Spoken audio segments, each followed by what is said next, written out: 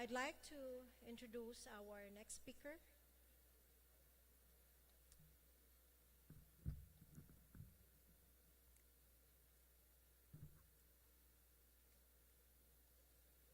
Our next speaker is of course, an accomplished architect and urban designer, focused on the design of cities, districts, and large-scale complexes and architectural projects. She's based in Hong Kong from 1993, and she has extensive experience in China and in Southeast Asia. She works with not yet. Okay. I think she asked for the next one. So, is it okay for the other two to? Okay. A little. She just arrived. Maybe she just want to. I think we're having the next speakers. May I properly introduce our next speakers? Both are architects belonging to the DCA, or the Design Collective Architects, together with their associate interior design practice, Essential Design Integrated. These are young and vibrant architects, and they're both faculty and teaching at the Lim Kok Wing University, and based in Malaysia, whose projects thrive on close collaboration between architects, interior designers, landscapers, and homeowners. The design philosophy of their group focuses on the issues and processes concerning customization, creating bespoke architecture. As a practice, their group is process-based. The process begins with accumulating a synthesis of site, program, and people. The source of inspiration for their designs normally comes from special relationship between DCA and their client. This presentation address issues concerning the complexity of homeowner requirements and which extend beyond the simple need of just having a shelter. It also explores the resurgence of the multifunctional homes. They'll be talking simultaneously. May I invite on the stage architects David Chan and Muninn Chan.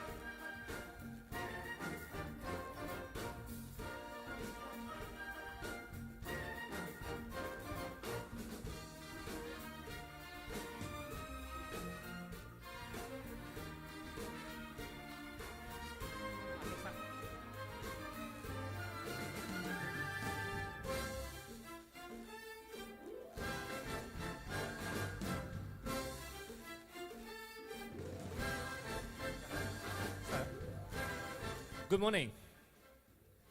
My name is David Chan, my partner Muninn. I will start with the idea of innovations. We believe innovations are basically doing things better than before. And we also believe that the source of innovations come from the users that we are targeting. So our practice started about 12 years ago, focused primarily on houses. And I will want to talk about it today, of all the houses we have done.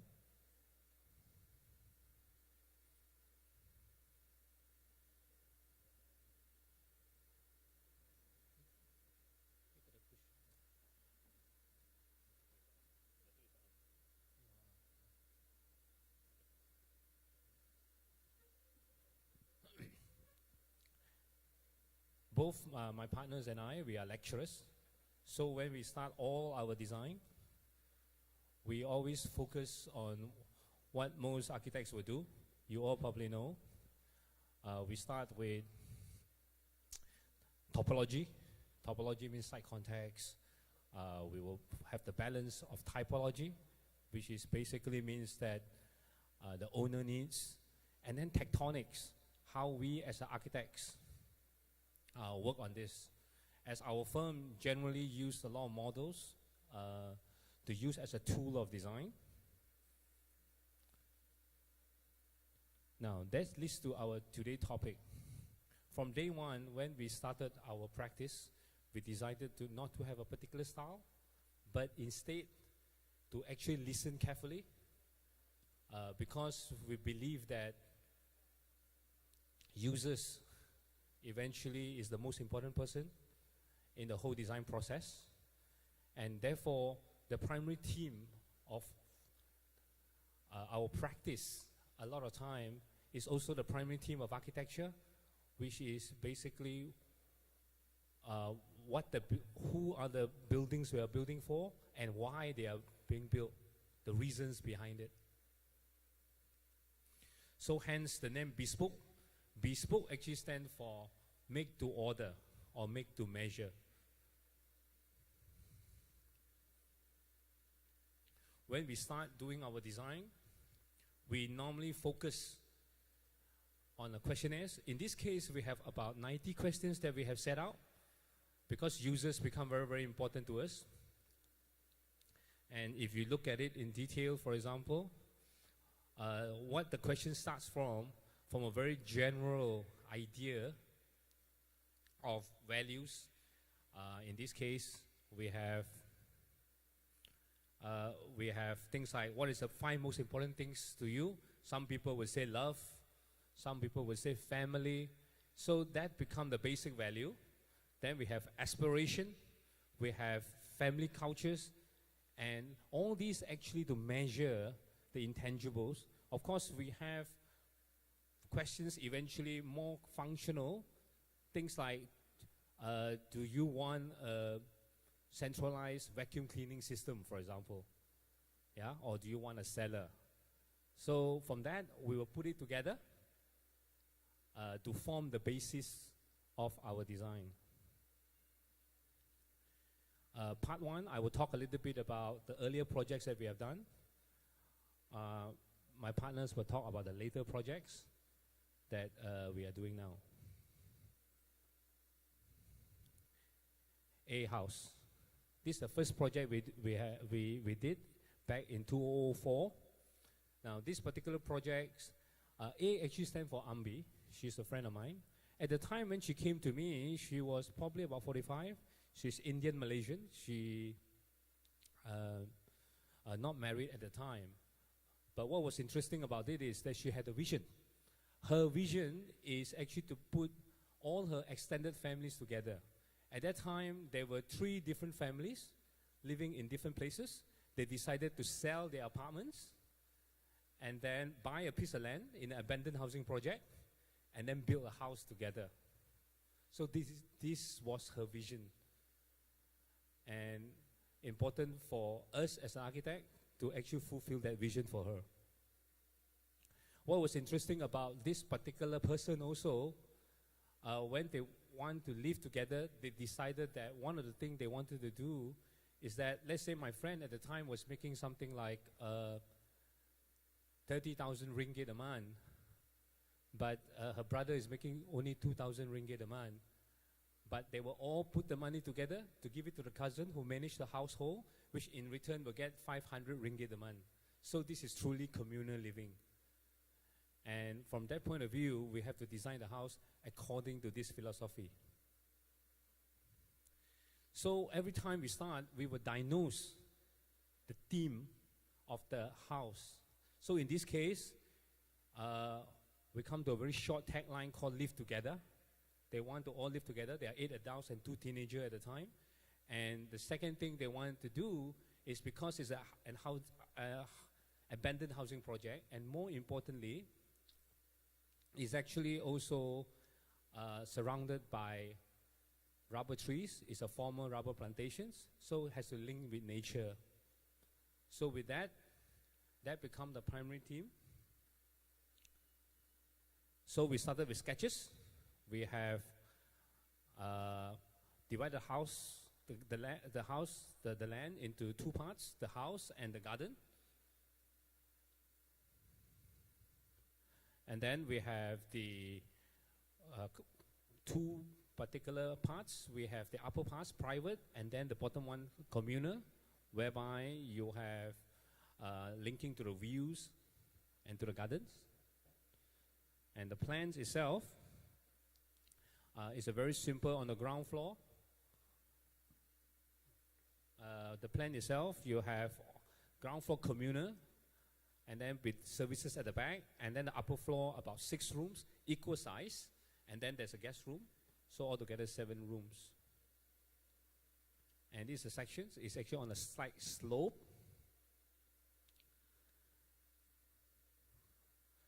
We all normally start with models, and these are the models. This is the building. This is completed in the end of 2004. What is interesting is that now at 2015, it still looks exactly like that. The reason for that is because nobody actually live around there. So you have the whole estate actually only used by them. This is the western wall. Then we have the eastern side with all the rooms.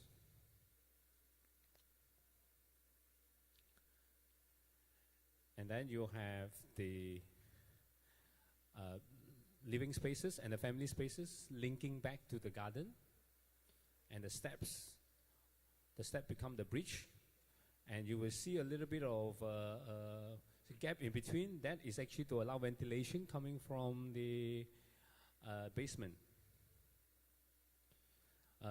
These particular slabs are important because they are a group of writers and painters. So what they do basically is that about 5, 6 o'clock, they will sit down with a group of friends, they will recite poetry. So the little steps become the amphitheater. And then you have this, since this is our first project and the budget is very modest, so everything is in cement screed. And then you will see half the ceiling there. The reason why they can only afford half the ceiling, 13.5 feet. And then the other one is 15 feet. That is the underside of the first floor, the ceiling. And then, of course, all these are grills. This is to allow as much air moving in and out, but more importantly also for security reasons, since they are the only house in the place. And this is the grand staircase coming from the entrance. The house is quite open. And as we go up, for example, normally at about 8 or 9 p.m., they will come in, they will lock the gate or the upper floor, and then a group of them actually sit together, and these verandas will become almost their porch for their own rooms.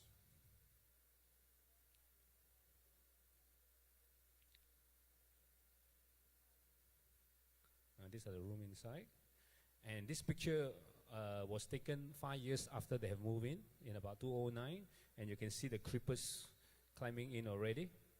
And as I was preparing for this talk, I by accident discovered this picture, and you see the man standing there. He was the cousin who organized the household, but unfortunately last year he passed away due to heart attack. And I like to think that he still looking over the house from heaven.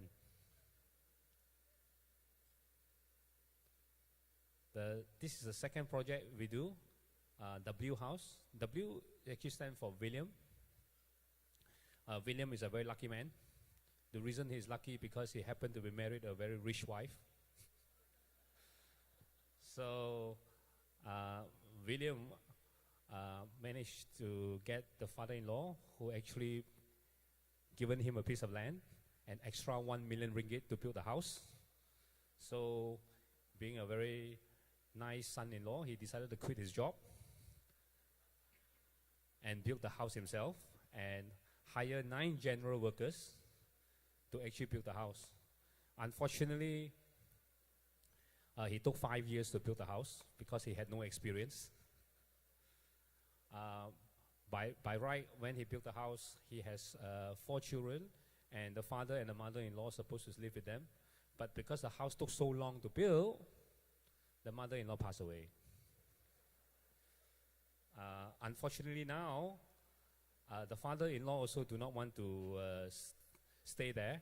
The reason why, because he has a younger girlfriend which is younger than his wife. Or younger than his daughter, sorry. So anyway, so when he came to us, he said, okay, David, let's look at the site. So we went to the site. These are the pictures of the site. Well, in Kuala Lumpur, when we see a lot of houses with barbed wires,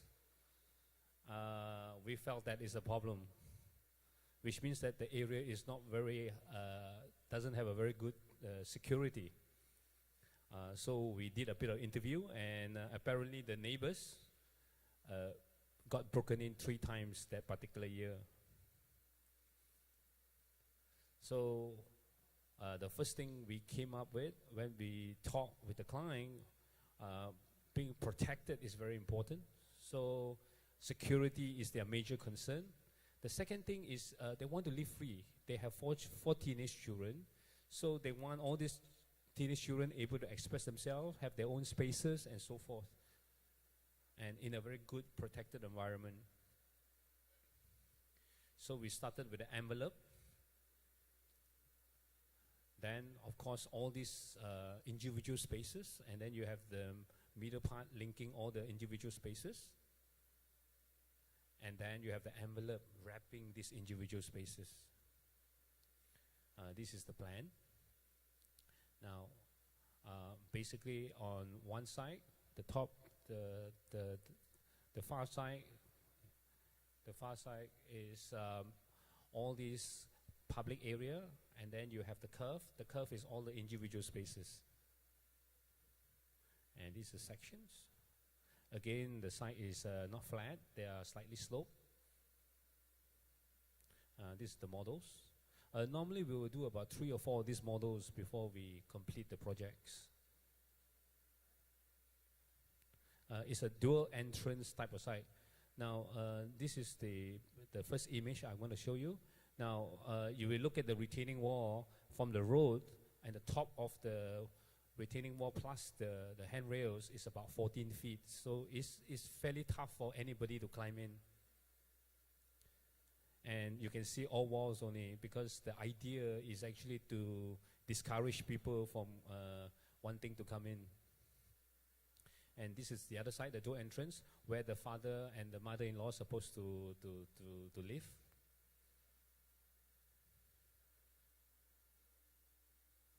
This is the front again. As we go in, there is a garden there. Then we go inside.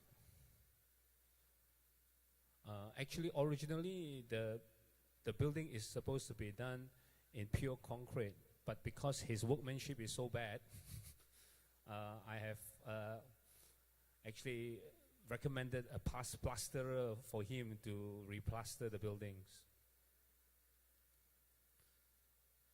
And the idea, this is inside looking out, and the idea is that you feel, boy, am I glad to be inside rather than outside. And as you go in, this is the main area. We have an elongated courtyard, and this courtyard, as you can see, with a lot of lighting coming from the sky.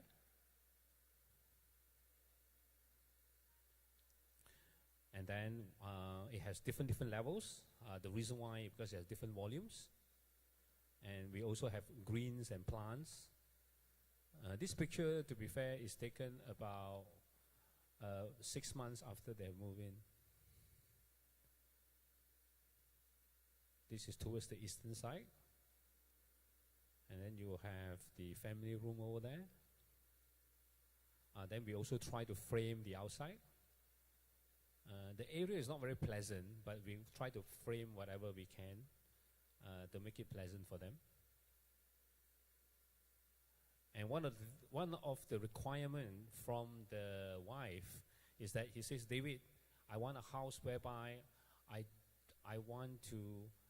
do not want to scream when the dinner about to be ready. You know, I can just speak loudly, and my children in some rooms or whatever are ready to come down.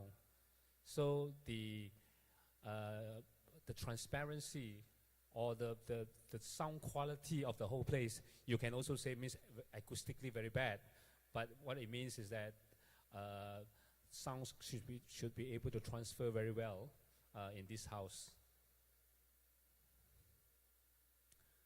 This is the upper area where the children are. And then the children family area. And then they have a music room there. It's almost like a little apartment on top there with their own courtyard. And then back looking down to the western side. And then this is the view at night. Just now, sorry, the western side. And then the view at night. Until today, thankfully, after about 8 years after, about 7 years after they move in, there's no broken into the house, so that's good news. The third house I'm going to show you is my own house. This is a very, about 8 years ago, I bought a property in a 35-year-old suburb in Kuala Lumpur. This particular place is like that. The neighbor was exactly, this is what we in KL, we call it terrace house. Now, at that time, I was about to get married. At the same time, also possibly expecting a baby. So we decided to have this house in a hurry. And more importantly, because being a bungalow architect, bungalow means doing a lot of single detached house. I decided that I want my own bungalow in a terrace house. So I start with the theme that I want a one-room bungalow. This particular house is 22 feet by 75 feet. So I start with my own theme again. All my life, I live in a terrace house. And terrace house tend to be very, very suffocating in some way. Is a very small space, compartmentalized and all that. So it's important that I wanted to feel free. So freedom is important to me. And the second thing is I want to have big space. And generally in terrace house, we all have many, many small rooms, just like apartments. So I want the big space. And the third thing is because at that time, because we're about to get married, so it's important to increase coupledom so that me and my wife become more loving. Hopefully the house can do that. With that, we come up with some sort of sketches. And you can see that from the street on one side, going to living, dining, and garden. The whole idea is that at any one time when I stand inside the space, I feel the whole 75 feet of the land. And then on the other side, you have the guest area and also all the service area. This is the sketch section. As you go in, the space get bigger. We have the living room area, then the dining room become bigger, and of course the garden, you have infinite space. Infinite volume, sorry. And this is the plan. And on the left side, yes, the ground floor plan, you have a lobby. The whole idea of a one-room bungalow means that you have all the things a bungalow has. You have a lobby as you come in, and then you go to the living room, and then the dining room, and the dry kitchen, and the wet kitchen at the back, and of course the guest room with attached bathroom and a powder room and a garden. All the prerequisite of a good single detached house or a bungalow.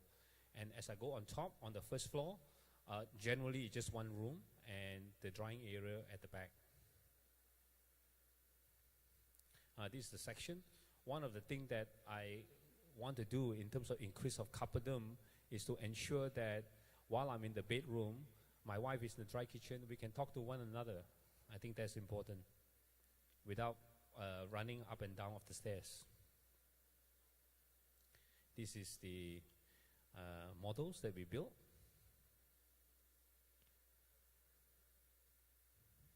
And then this is the lobby as you come in. Normally in a terrace house you don't have a lobby, but in this case we make a lobby as you come in, and then you see the whole 22 feet of the space, and on one side you have the library, and then of course you have the garden at the back there, and the living room and the dining. And then also the floor, in this case we use terrazzo. We painted white at the time. You can see the building is so white.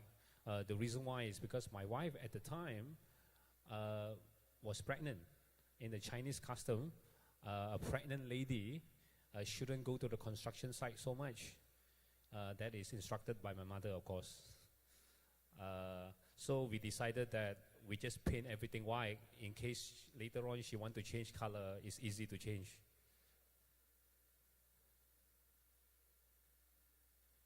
And of course, this is the dining area together with the dry kitchen, and you also can see outside of the veranda, the corridor there. That is the guest room, and then the powder room, and then at the end is the wet kitchen, and then of course we have the vertical garden. This is the vertical garden, and this is the view looking from at the back, looking towards the front. And the idea is that you can, from the back, be able to see the street, really. So that is the point, so they can see the whole 75 feet. And then, of course, you can see the baby bed on top in the master bedroom. And the master bedroom you can open up. There's a sliding door on the master bedroom, which you can be able to look down to the dining area. This is the staircase. This is the view from master bedroom, looking at the dining area and the garden.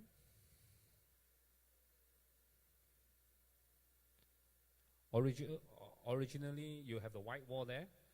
Originally, this two-story wall, I wanted to build a double-story library. But as I was building the house, I realized that I do not have enough books. So if you don't have enough books, you shouldn't build a double-story library.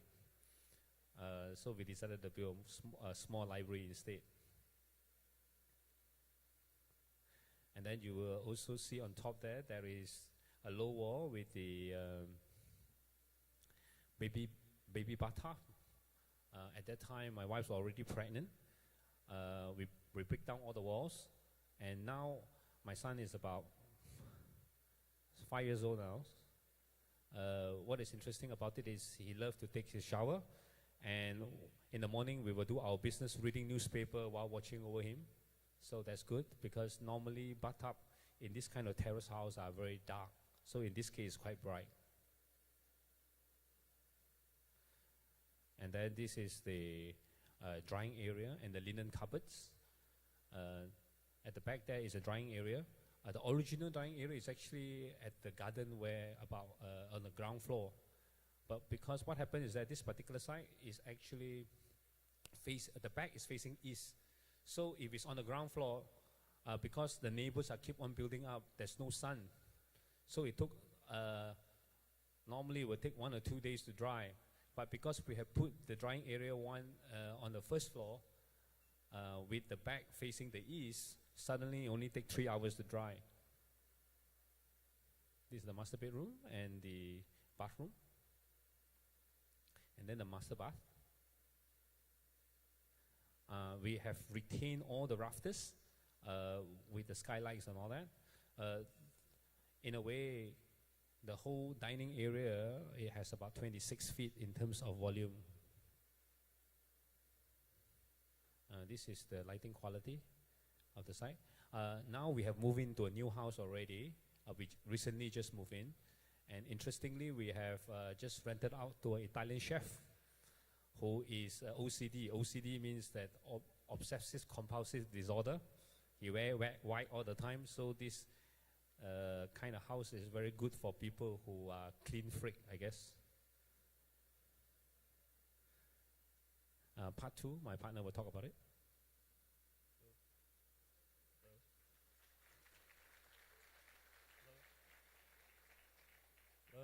Hi. Hi, guys. A friend of mine told me that you guys actually partied up to 3 o'clock in the morning last night. I mean, I got a message from one of them at 2:30 in the morning saying that, oh, I just came back. So I guess you guys really know how to party. Okay, anyway, I'm going to show you 3 more houses that we just kind of finished in the last couple of years, the second part of it. And I'll show you how it's done and what we do.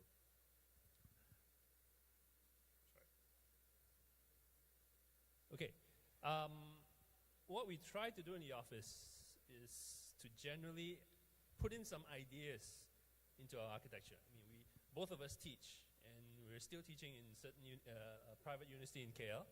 So we do try to actually experiment with certain ideas. And one of these ideas is actually the idea of the oblique.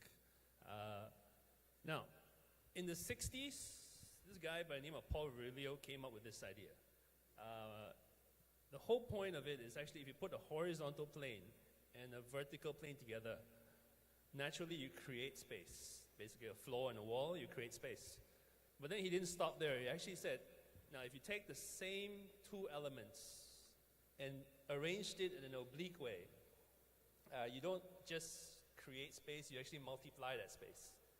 So it's a very simple mathematical equation kind of thing, but it has a little thing in there that has always interested me in architecture. So we thought, a couple of years back, we thought, okay, let's try it out in one of the houses that we're doing. So we did that in one of the private houses in Singapore. We did this house about 5 years ago in Sentosa Cove.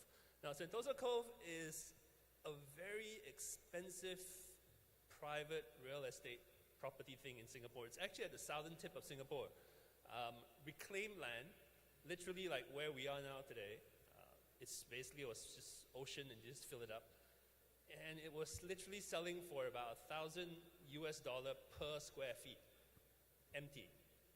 And these guys bought about 8,000 square feet of it. So it was a very expensive piece of land. And they wanted to do something about it. So this was it, a very flat, boring piece of real estate. Expensive, but boring. The only thing that's interesting about it is actually at the end of it is the ocean. So there is an ocean view to this property. So they came to us with the idea that this property will not be for them to stay in. Of course, they wanted to put in and have their input in it. I mean, their way of living, their lifestyle and all, but they wanted this property to be sold. Literally, it's a commercial exercise. Build it for the cheapest amount of money that they could and sell it for the most, obviously. So they came to us with this proposition that, okay, they're Malaysians, and they gave us a Malaysian ringgit budget, which is not much. So we went there to Singapore, had a look at it, looked around all the other houses that we're competing with, so-called. And Sentosa Cove, as this, like I said, the real estate price was very expensive. So all the other owners were literally engaging superstar, multinational, international architects all over the world, coming in and designing their houses. And it was almost like with a blank check. they had all the money in the world, the most exotic metals, steel, glass that they could afford, anything they can think of. They literally flew into Singapore and actually built it. So their houses and budgets were like increasingly crazy. I mean, it's just almost impossible to afford. And we just don't have that budget. So what can we do? I mean, these guys, all our neighbors were literally shouting for attention, materials everywhere and stuff. So we were thinking, how do you compete with that? I mean, everyone's shouting for attention. So the only way that you can compete with that is to shut up. The whole idea is to just keep quiet and not fight for attention. So when everyone else is putting money into their building, spending in all sorts of flashy materials, we just want to disappear.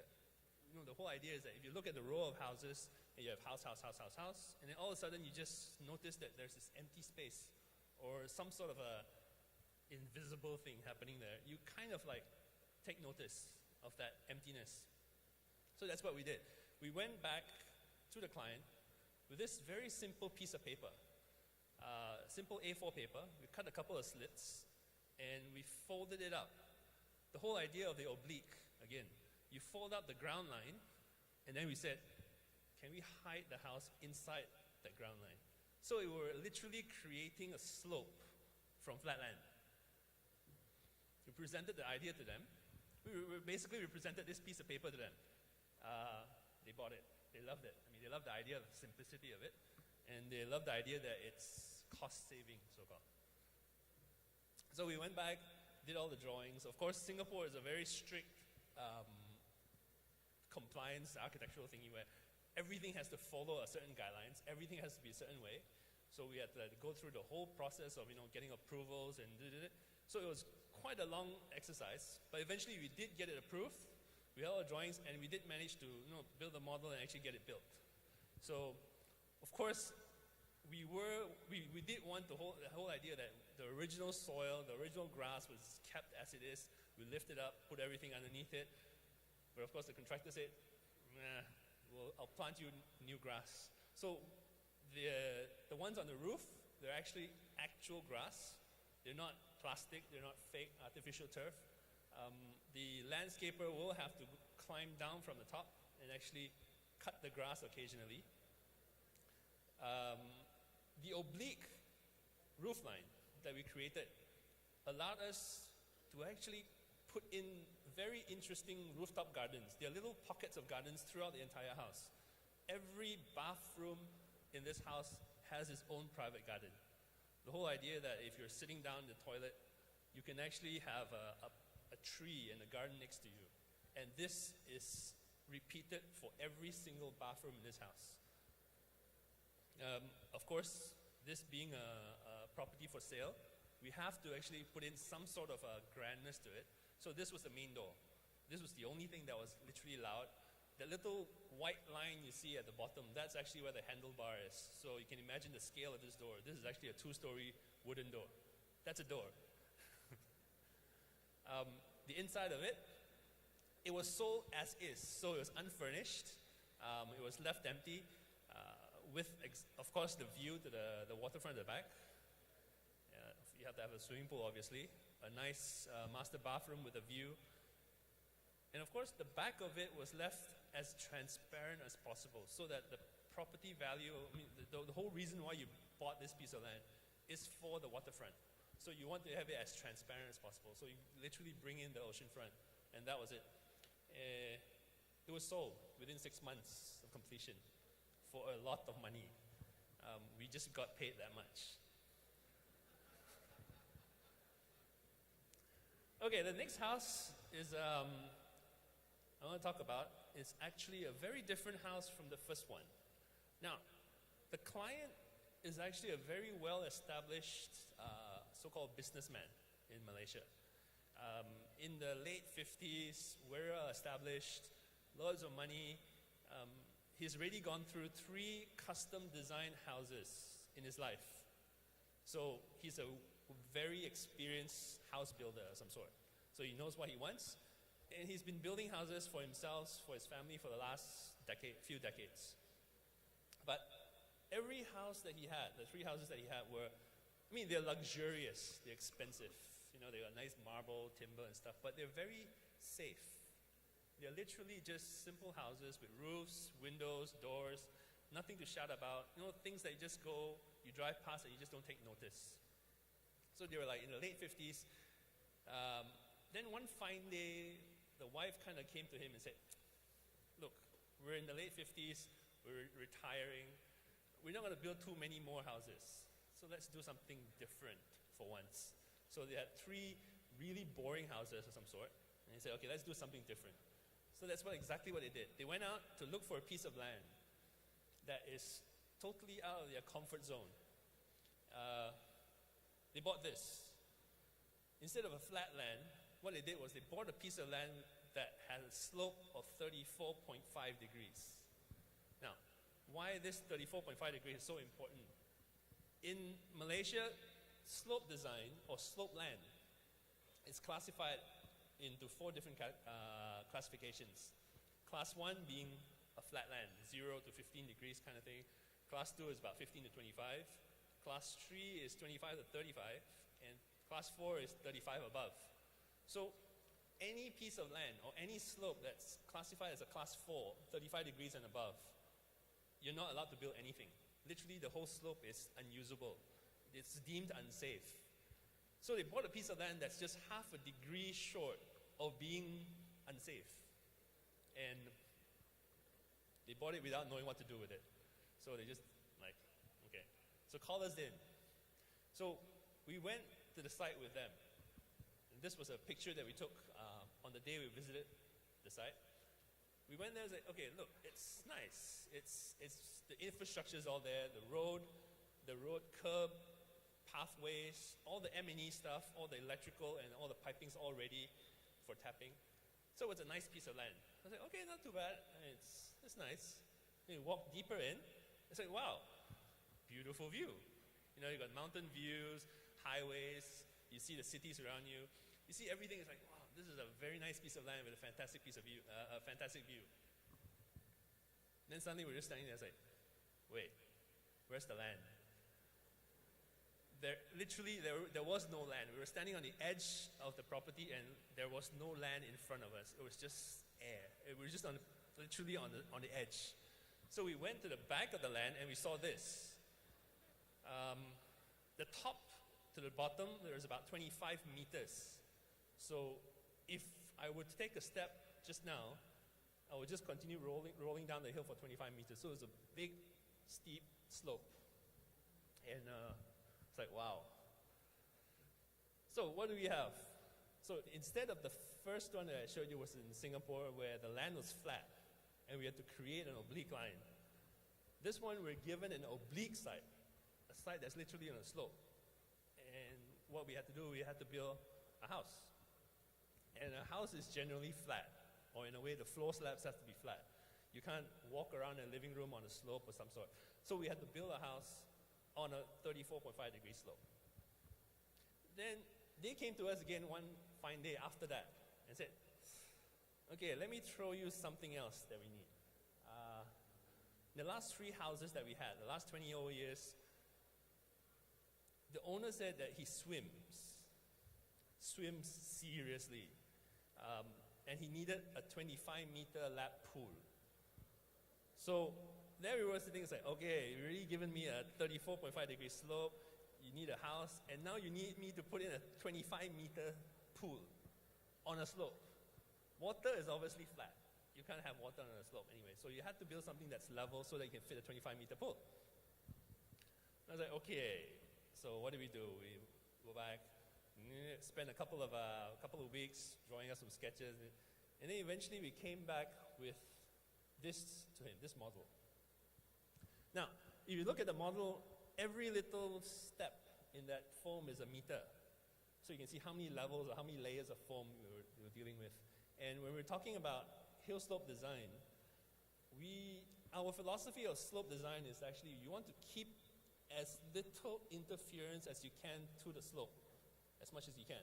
You don't touch it, don't dig it, don't destroy it, because the natural slope is there for the last how many millions of years. You just want to have as little, like what Merkett says, touch the ground lightly kind of thing. So what we did was we tried to actually just excavate about a third of the site and leave everything else as is.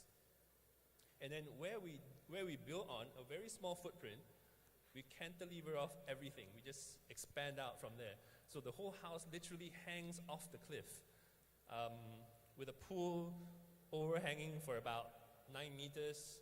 The whole house kind of cantilevers off 12 meters. So there's a lot of cantilevering happening in this house. We showed this to the owner.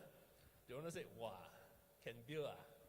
But of course, the owner does have engineering background. So they were like, okay. So eventually they talked about it and then, yeah, okay, fine, let's do it.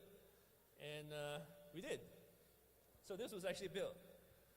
If you look at it, that's where the pool is. That little bit there where the pool is cantilevers of about 9 meters, and the whole house is cantilevers of 12. The site is amazing. It's actually quite nice. It's actually set amongst very lush greens and landscape. So it's got a very nice view around it. It's just perched on top of the mountain. And that's where this picture had to be taken with a remote balloon camera kind of thing. And that's me standing right at the edge of the house, and there's literally almost 5-6 stories below me. There's nothing. There's no structure below me, and we're just floating there. So a lot of people are actually afraid to stand on that edge. But it's because of this cantilever and because of how we actually hung the house, we actually had this kind of view, where the house just opens out on 3 sides. The front and both sides of it is just totally open, floor-to-ceiling glass doors, where everything just slides open. In reality, most of the time, they don't even use air conditioning. The moment the windows are all open, the air just goes straight through. You get a very nice, natural sense of space. And because of where they are, and because of the height of that building, there will never be anyone blocking this view. They're literally too high for anybody else to just build up and actually block the view. So this view that they have will be forever there. And that's where the view is, where we originally went to the site and saw the little highway on the sides. A very simple interior. We kept the interior as simple as possible. White, black, timber kind of thing. The whole idea is that we don't want to actually overshadow what we see outside the house. So all the landscaping, all the trees and all the clouds and stuff, keep it as simple as possible. An open kitchen. This is where the swimming pool starts on the lower ground, where the family room is. And then it starts to span out, and then it extends out into the horizon. So you swim all the way out into nothing, into the edge. You don't feel it when you're in the pool, of course, because it's all walled up. We did kind of suggest to actually have the end of the pool in acrylic, so when you're swimming underwater, you actually see the sky. That freaked them out a little bit, so they didn't dare to do it. And that's how it looks like from below. A long, big cantilever house. Okay. No, I'm not finished. I've got one more. Okay, DCA is actually our office name, Design Collective Architects. But after that house, our consultants, our friends would say, hey, call yourself Design Cantilever all the time, because that's what DCA is doing. We cantilever a lot of things up. But the people that actually know me, close friends, they actually call me the dog cat architect. So I'm going to show you my house, this next house. I've been staying in this little apartment, about 1,001 square feet, for the last 8 years. It was renovated to just have one room. So it's just the two of us, me and my wife. We don't have kids, but we've always had cats. So I've always got 2 cats. So the 2 cats have been staying in this 1,001 square feet apartment, me and my wife, 2 of us. Very comfortable. They've got enough space to run around because it's an open layout. So they run all over the kitchen, everywhere. It's just the 2 of us and 2 cats. So it's quite comfortable. We are like, she always wanted to get more. I mean, we adopt cats. These are stray cats or from pounds.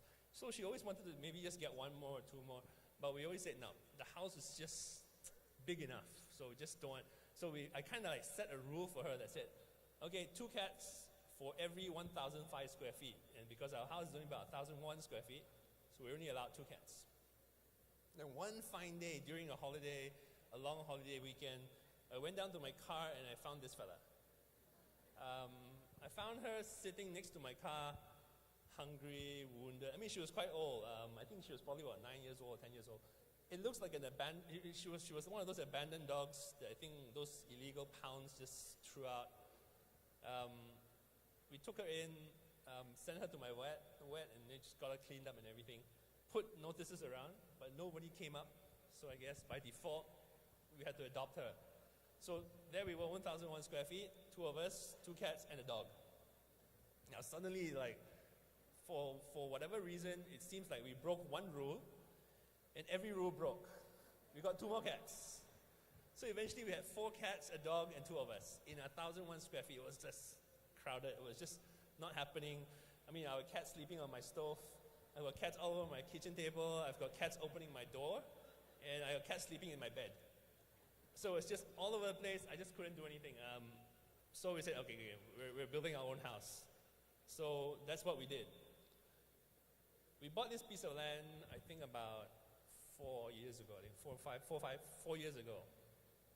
I think we started the design process. And because of that rule that we set, 1,005 square feet for 2 cats, and because we had 4, so we said to ourselves, okay, let's build a 3,000 square feet house.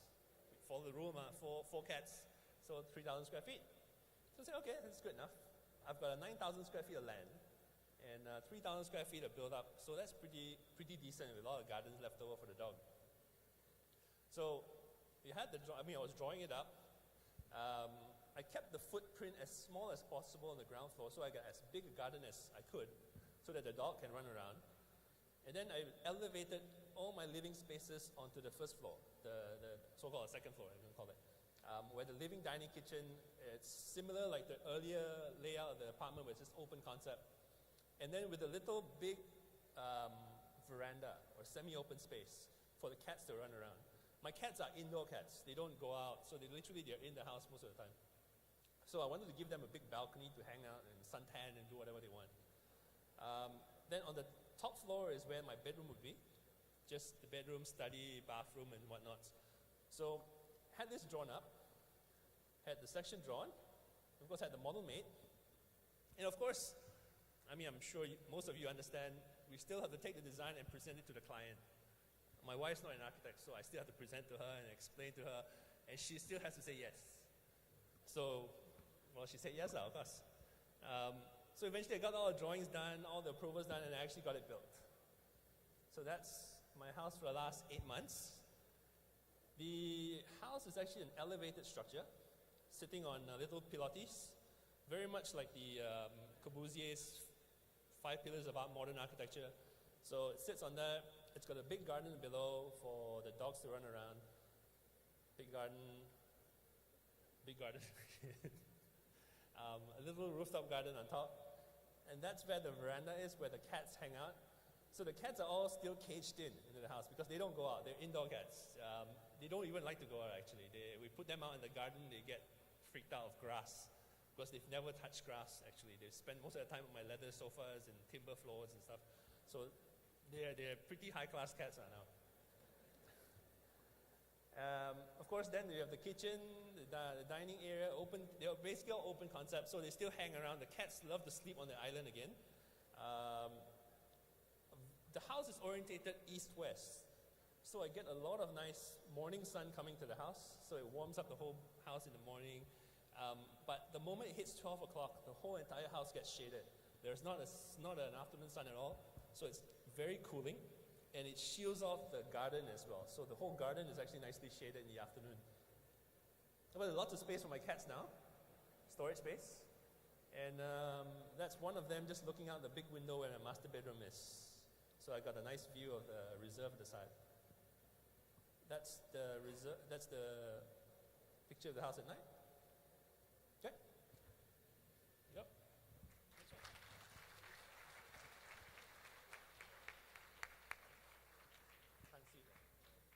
This is the last project I'm going to show you.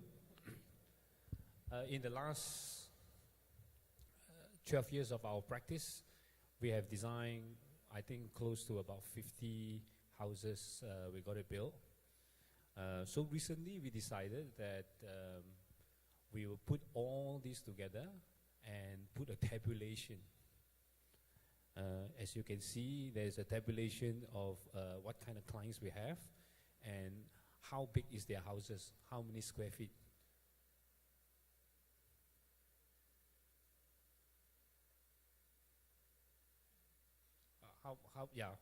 How many square feet? So we decided that as you look at all this survey and all that, then we realized that you can see the top of it is about 40,000 square feet, and that's an IT chairman. Then we have a chairman of multi selling company, 40,000 square feet. And then as we go down there, and then we realize that we have even the lawyer, I think, has about 6,005 square feet. And then if we look at the list, the bottom of it is architects. Architect, 3,000 square feet. Of course, we are referring to our own houses. And this chart is important for me because in the future, as my son grows up, if he wants to be architect, I will tell him, if you want to have a big house, you cannot be architect. You should be IT chairman. Okay. So this is the final house I'm going to show you. Now with this, this is the IT chairman house. When I first came to this particular owner in 2004, in fact, and with 2004, he has 60,000 square feet, 4 lots put together. And then he said, David, I want 2 things from you. The first thing, I want this kind of view, which is 180 degrees view. Second thing, I give you a name called John Lautner. Now, John Lautner, many of you may not know, he is a student of Frank Lloyd Wright, very famous architects in the 60s, 70s, and 80s in LA. And in fact, one of his houses featured in Charlie Angel's 2 as a backdrop. My client, unfortunately, visited 2 of his houses. So he knows what he's talking about. So we designed exactly what he required. As you can see, like a spaceship. This is the model. It has all the views, and then we have a titanium roof to collect water. I think rich people like the idea that they want to collect water so that they feel sustainable. Then 2 years later, 2006, they decided that they want the gas wing. Just add another 75,000, so become 60 becomes 75,000 square feet. Then 4 years later, they said, David, actually, I do not want to build a bungalow. I don't want to build a big house. I actually wanted a boutique hotel.